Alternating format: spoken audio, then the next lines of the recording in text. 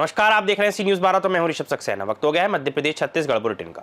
मध्य प्रदेश और छत्तीसगढ़ बुलेटिन में बात होगी बालाघाट की, जहां विद्युत तार के चपेट में आने से युवक की मौत हो गई। साथ ही बात होगी सक्ती की, जहां लिफ्ट गिरने से 3 मजदूरों की मौत हो गई। बालाघाट जिले के ग्राम सरेखा कुमादेही में एक युवक की विद्युत तार की चपेट में आने से मौत हो गई, जिससे परिजन और ग्रामीण लमता बहर मार्ग स्थित विद्युत विभाग कार्यालय परसवाड़ा के सामने शव रखकर चक्का जाम कर प्रदर्शन करने लगे। प्रदर्शनकारियों ने विद्युत विभाग की लापरवाही का आरोप लगाया और अधिकारियों के खिलाफ एफआईआर दर्ज कर उचित कार्यवाही, मृतक के परिजनों को मुआवजा देने की मांग की। प्रशासनिक अधिकारी और पुलिस टीम मौके पर पहुंची, लेकिन प्रदर्शनकारी अपनी मांगों पर अड़े रहे।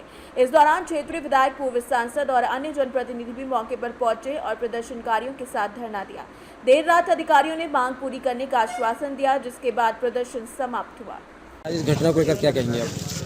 आज जो घटना घटी, मैं मानता हूँ परसवाड़ा क्षेत्र में इसकी पुनरावृत्ति बार बार हो रही है और घोर और घनघोर लापरवाही बिजली विभाग की। लेकिन आज जो अंततः परिणाम हमारे आंदोलन के बाद और हमारे धरना प्रदर्शन के बाद आया, हम सुखद तो नहीं कह सकते, लेकिन एक सांकेतिक रूप से एक अच्छा परिणाम है। क्षेत्र की जनता की सजगता और प्रशासन की चुस्त दुरुस्त कार्रवाई के चलते उस परिवार को 10 लाख रुपए की मुआवजा राशि, उस परिवार में उस व्यक्ति की धर्मपत्नी को शासन के द्वारा आउटसोर्स में नौकरी, और जिस विभाग के लापरवाह अधिकारी, प्रभारी अधिकारी के द्वारा लापरवाही की गई, उस पर बरसाती की कार्रवाई विभाग द्वारा की गई। निश्चित ही ये चिंताजनक विषय है। घटनाक्रम हुआ है यहाँ पे एक एमटीबी की वायर की वजह से एक व्यक्ति की बहुत ही मैं कहूँगा दुखद मृत्यु हुई है, जिसकी वजह से हम सब भी दुखी हैं और कहीं ना कहीं हम एक पूरे समाज के तौर पे हमें लगा कि ये बहुत ही गलत है। उनकी कुछ डिमांड्स थी, उनकी कुछ मांगें थी, जिन मांगों पे हमने चर्चा की, ऊपर में आला अधिकारियों से भी चर्चा की, और जैसा कि कलेक्टर महोदय के निर्देश हमें प्राप्त हुए और हमारे सभी क्षेत्रीय जनप्रतिनिधि, हमारे माननीय विधायक जी के द्वारा जो भी मांगें रखी गई, हमारे बीच में चर्चा हुई और हमने उनमें से 3 मांगों को स्वीकार किया है, जो 3 मांगें थी, और उसके लिए हमने एक लिखित में भी दे दिया है डीएमटीवी के द्वारा। लापरवाही विभाग के ऊपर क्या कार्रवाई हो गई?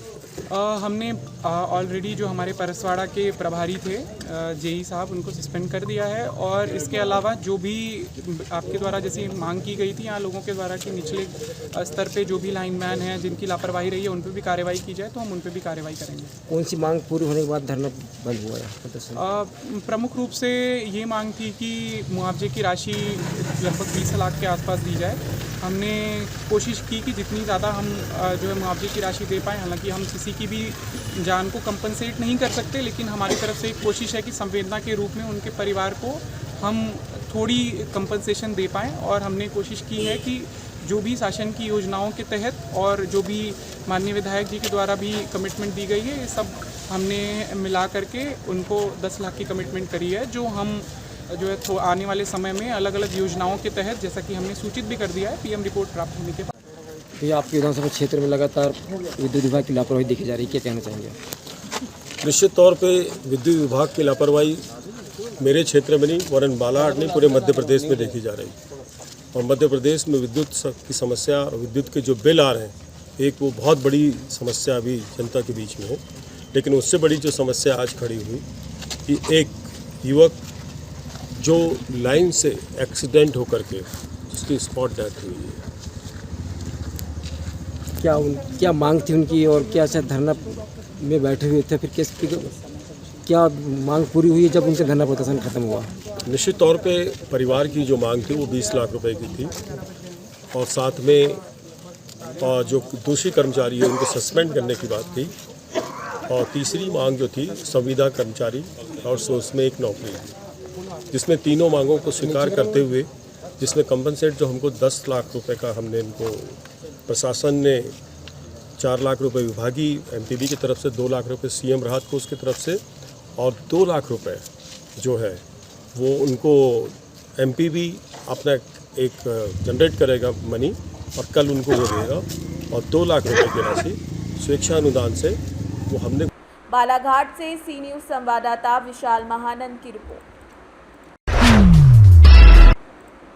बालोद जिले के डेंगरापार गांव में बाबा हरदेव लाल मंदिर में मिट्टी के घोड़े चढ़ाने से होती है मन्नत पूरी। जी हां, छत्तीसगढ़ के कोने कोने से लोग यहां पर आते हैं, जिसके बाद नवरात्रि समाप्त होने पर प्रथम मंगलवार को यहाँ पर मेला लगता है। यहाँ मान्यता है कि इस मेले में बाल बच्चों और शारीरिक कष्ट से जूझ रहे व्यक्ति अपने समस्याओं को लेकर आते हैं और मन्नत पूर्ण होने पर इस दरबार में लोग मिट्टी से बने घोड़े और हरदेव लाल बाबा के चरणों में उन घोड़ों को चढ़ाते हैं। मैं जसवंत सिंह आम आदमी पार्टी से छाया विधायक। आप सभी को देव दशहरा के उपलक्ष्य में आए हुए सभी श्रद्धालुजनों को मैं नमस्कार करता हूँ, प्रणाम करता हूँ। आज ऐसा लग रहा है कि इस देव दशहरा के उपलक्ष्य में बाबा हरदेव लाल जी ने सभी श्रद्धालुगण की मनोकामना पूर्ण करी। आप देखे होंगे कि लगभग 200 से 300 घोड़े के रूप में जो अपने बोलना चाहिए कि वचन को पूरा हुआ है, अपने वचन को पूरा करने के बाबा के चरणों में आशीर्वाद के रूप में घोड़ा चढ़ाने आए। मैं सभी श्रद्धालुजन का और विगत 10 सालों से देख रहे हैं, बहुत अच्छे विगत रूप में यहाँ पे ये मेला का आयोजन किया जा रहा है। आयोजक समिति को मैं बहुत धन्यवाद देना चाहता हूँ और इतने व्यवस्था के साथ पुलिस प्रशासन को भी मैं बहुत बधाई और धन्यवाद प्रेषित करता हूँ। और भविष्य में कुछ आज समिति ने मुझे यहाँ पे इनवाइट किया है और इसकी घोषणा भी मैं करूँगा। इस देव स्थल को बहुत अच्छे देव स्थल के रूप में पुनर्स्थापित करके जनता के में एक मंदिर को मैं मिसाल प्रस्तुत करना है, जहाँ पे मैं ये जो मंदिर है इसको भव्य मंदिर निर्माण के लिए मैं अपने अथक प्रयास के लिए अग्रसर रहूँगा।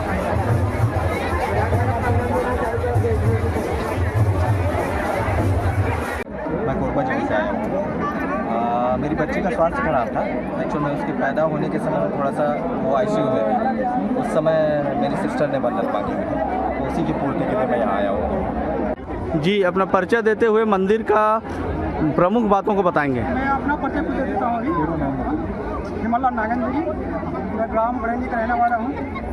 वैसे तो हरदल के बारे में बचपन से ही जानता हूँ। इसके बारे में किसी का मनोकामना पूर्ण करने के लिए कोई अपना बलिदान दे देते हैं, कोई अपन घोड़ा चढ़ाते हैं अपन मदद मांगने के लिए। इसी पर जिसका मदद पूरा हो जाता है अपना शिक्षा अनुसार इसका नियम है 3 साल तक अपना स्थान पे घोड़ा चढ़ाना है और इसके नियम है। जिसको घोड़ा चलाया जरूर है, लेकिन अपना सिर में ही बोल करके यहाँ से लाना है, वहाँ तक लाएंगे। और एक बात ख्याल कर कभी भी रखना कि लाते ही आज कम से कम इसका कोई चीज़ का शराब और मांस मछली का इस्तेमाल नहीं करना है। कितने वर्षों से ये अपना मेरा ये तो अभी 7 पीढ़ी हो रहा है हम लोग जाते हुए। तो लगभग वर्ष कितने हैं? 7 पीढ़ी हो रहा है। 7 पीढ़ी। मान्यता क्या है यहाँ इसका मान्यता यही है, वो जिस अपना काम का किसी नौकरी का कोई भी होते हैं मनोकामना पूर्ण होते हैं। कोई बच्चे के लिए आते हैं, कोई जिससे पागल हो गया, कोई अपना इच्छा अनुसार मेरा तबीयत ठीक हो जाएगा तो मैं आपको इस चीज़ चढ़ाऊँगा करते हैं, है ना। उसका जिससे पूर्ण हो जाता है, ठीक है, तो चीज़ पर सफल हो गया तो अपना इसी अनुसार हम आकर चढ़ाते हैं। बालोद से सी न्यूज़ संवाददाता रोमेंद्र कुमार सोनवानी की रिपोर्ट। दमोह में राष्ट्रीय स्वयंसेवक संघ के शताब्दी वर्ष के उपलक्ष्य में महाराणा प्रताप उपनगर का गणवेश एकत्रीकरण और पद संचलन आयोजन मंगलवार को पॉलिटेक्निक महाविद्यालय मैदान से प्रारंभ हुआ, जिसमें मुख्य अतिथि इंद्रजीत अरोरा, सह प्रांत प्रचारक श्रवण जी और जिला सर्ग संघ चालक डॉक्टर विक्रांत चौहान ने शस्त्र पूजन और ध्वज प्रणाम के साथ कार्यक्रम की शुरुआत की। संघ की मासिक पत्रिका शाश्वत हिंदू गर्जना के विशेष शताब्दी अंक का विमोचन भी किया गया। इंद्रजीत अरोरा ने संघ को जाति पथ से ऊपर उठाकर सामाजिक एकजुटता का प्रतीक बताया कि श्रवण ने संघ की स्थापना की ऐतिहासिक पृष्ठभूमि और राष्ट्र निर्माण में उसकी भूमिका को रेखांकित किया। कार्यक्रम में एकल गीत प्रस्तुत किया गया और पथ संचलन पॉलिटेक्निक मैदान से होते हुए जबलपुर नाका और महाराणा प्रताप चौराहे से वापस मैदान तक निकाला गया, जिसका विभिन्न स्थानों पर पुष्प वर्षा और जय घोष के साथ स्वागत किया गया। आयोजन में पुलिस प्रशासन की उपस्थिति भी सुनिश्चित रही। दमोह से सी न्यूज़ संवाददाता संतोष मोदी की रिपोर्ट। पन्ना जिले की गुन्नौर तहसील के बमुरिया सिठौली और सलेहा गांव में 2 भाई आधी रात को कलेक्ट्रेट परिसर में न्याय की गुहार लगाते हुए बैठे हैं। उनका आरोप है कि करीब 1 दर्जन लोग उनकी निजी जमीन पर अवैध कब्जा किए हुए हैं और उन्हें जबरन जमीन बेचने के लिए दबाव बनाया जा रहा है। विरोध करने पर उन्हें अपने घरों में रहने के लिए नहीं दिया जाता और रोजाना परेशान किया जाता है। पुलिस विरोध करने पर उन्हें अपने घर में भी रहने नहीं दिया जाता। बता दें कि पुलिस पर भी गंभीर आरोप लगाते हुए बताया गया कि एफआईआर दर्ज करने से इनकार किया गया, बिना वारंट घर में तोड़फोड़ की गई, मारपीट की गई, दबाव बनाकर खाली कागजों पर अंगूठा लगाने को मजबूर किया गया, मोबाइल छीनकर सबूत मिटा दिए गए और शिकायतें भी बंद करवा दी गई। न्याय न मिलने पर दोनों भाई कलेक्ट्रेट पहुंचे और जहां तहसीलदार ने आवेदन देकर मामले की निष्पक्ष जांच और कार्यवाही का आश्वासन दिया है। दोनों भाइयों के खाने पीने और रुकने की भी व्यवस्था की गई। क्या है मसला, आपने आकर के जांच की है, क्या कार्रवाई की जाएगी? गुनूर के 2 व्यक्ति राजा भैया और उनके भाई एक कुछ आवेदन लेके आज मंगलवार को आए थे। उनको ज्ञात नहीं था कि आज के दिन अवकाश है, तो अभी मैं सूचना प्राप्त होने पर यहाँ आया हूँ। उनसे आवेदन लिया है जो कि गुनूर से संबंधित है। गुनूर एसडीएम साहब और तहसीलदार मैडम को भेज दिया है, वो कल इसकी जाँच करेंगे और जो भी नियम संगत कार्रवाई होगी वो की जाएगी। मेरा नाम बद्री प्रसाद कुशवाहा। क्या परेशानी है और किस चीज से परेशान हो के आप यहाँ आए? परेशानी हमको ये है कि हमारी लगानी भूमि है, उसमें गांव के लोगों ने कब्जा कर लिया है, अवैध कब्जा कर लिया है। तब हमने जो है तो एसडीएम तहसीलदार को आज 15 साल से रिपोर्ट दे रहे हैं, लेकिन उन्होंने यहाँ तक हमारे कानूनी कार्रवाई नहीं किया और हमारा कब्जा नहीं दिलवाया है। तब हमने पुलिस में भी रिपोर्ट दिए तो पुलिस वालों ने कोई कार्रवाई नहीं किया और हम लोगों को मरवाते पिटवाते हैं और गांव के लोगों से। तब हमने 81 में रिपोर्ट दिए, तो 81 में रिपोर्ट देने के कारण पुलिस थाना सलेहा वाले आकर के हमारे घर में 11 अगस्त को झगड़ा किए और 3 अक्टूबर को भी दोबारा झगड़ा किए और हमसे खाली पेपर में अंगूठा निशानी हमारी अम्मा बेटूबाई से करवाया है जबरदस्ती, और कहते हैं कि तुम्हारी पूरी जमीन बढ़ा जाएगी और मादर चौथ की गाली दिए लाठी लेकर के। तो अब तब हम किमाड़े के भीतर हो गए अंदर, तो हमारे किमाड़ों में लात मारकर हमारे किमाड़े तोड़ दिए और कहते रहे मादर चौथ किसी दिन मिले हुए तो हम तुमको जान से भी मारेंगे, तुम कितने जो है तो लुके रहोगे, कब तक लुके रहोगे। इस तरह हमको परेशान करते हैं। हमको पुलिस वालों से बहुत खतरा है, हमारी सुरक्षा कराई जाए। तब हम वहां से जो है तो घर से चल करके आज जो है तो मंगलवार को जन सुनवाई में आवेदन देने घर से साइकिल में सुबह 7 बजे हम चले हैं, तो पन्ना साइकिल से चलते चलते हम 1:15 बजे पन्ना पहुंचे। पन्ना से सीनियर संवाददाता रफी की रिपोर्ट। सक्ती जिले के डबरा थाना क्षेत्र के उच्च पिंडा स्थित आरकेएम पावर प्लांट में लिफ्ट टूटकर गिरने से बड़ा हादसा हुआ, जिसमें 3 मजदूरों की मौत हो गई और 7 से अधिक घायल हो गए। मजदूर बॉयलर मशीन की मरम्मत के लिए लिफ्ट से ऊपर जा रहे थे, जो लगभग 40 मीटर की ऊंचाई पर टूटकर नीचे गिर गए। 2 मजदूरों की मौके पर मौत हो गई, जबकि एक ने अस्पताल में इलाज के दौरान दम तोड़ दिया। घायल मजदूरों को नजदीकी अस्पताल ले जाया गया, जहां से गंभीर मामलों को रायगढ़ जिला अस्पताल रेफर किया गया। प्रशासन ने हादसे की जांच के आदेश दे दिए हैं और प्रशासनिक जांच में लिफ्ट की तकनीकी खराबी को वजह माना जा रहा है। हादसे के बाद प्लांट में हड़कंप मच गया और मजदूरों में भारी आक्रोश फैल गया, जिससे सुरक्षा के लिए ढबरा पुलिस बल को तैनात किया गया है।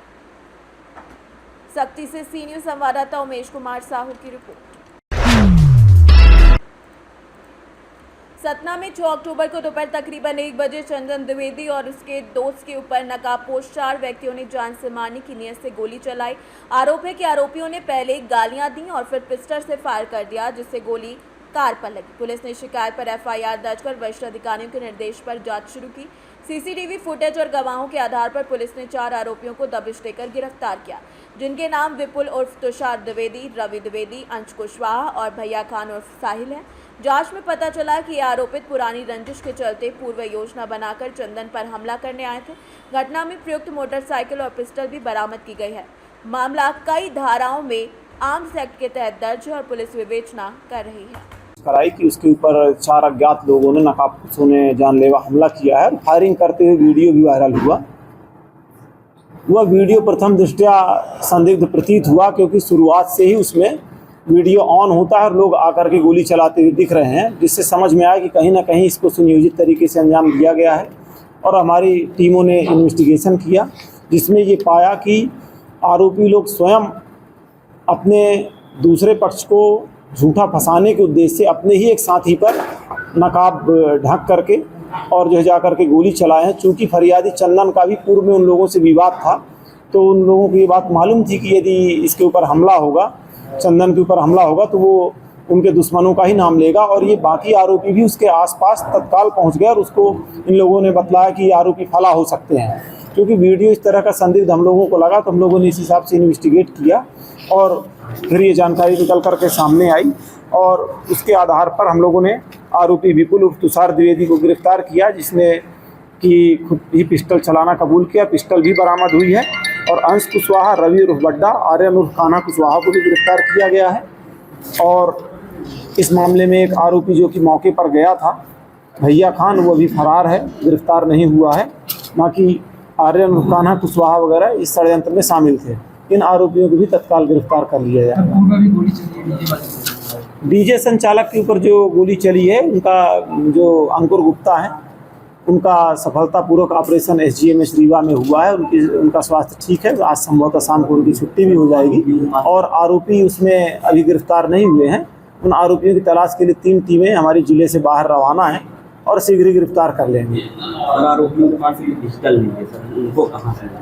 आरोपियों से पूछताछ जारी है और उम्मीद है कि हम लोग इस मामले में आगे रिकवरी और करेंगे और अंतिम छोर तक पहुंचेंगे जहां से पिस्टल सप्लाई होती है। सतना से सी न्यूज़ संवाददाता बलवीर सोनी की रिपोर्ट। उज्जैन में महाकाल दर्शन के लिए आए सॉफ्टवेयर इंजीनियर समेत 3 लोगों पर चाकू से हमला करने वाले शाहरुख उर्फ बच्चा और उसके 2 साथियों को देवास गेट पुलिस ने गिरफ्तार कर लिया है। सीसीटीवी फुटेज से उनकी पहचान हुई, जिसके बाद तीनों को पकड़कर लंगड़ाती हालत में पुलिस ने उनका जुलूस निकाला और चाकूबाजी पाप है, पुलिस हमारी बाप है की नारे लगवाए।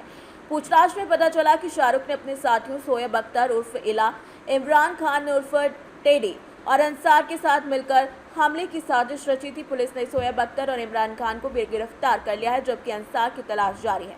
इस कार्रवाई से इलाके में दहशत है। उज्जैन से सी न्यूज़ संवाददाता सुरेश जाटवा की रिपोर्ट। फिलहाल के लिए इस बुलेटिन में इतना ही। देश और दुनिया की तमाम खबरों के लिए देखते रहिए सी न्यूज़ भारत।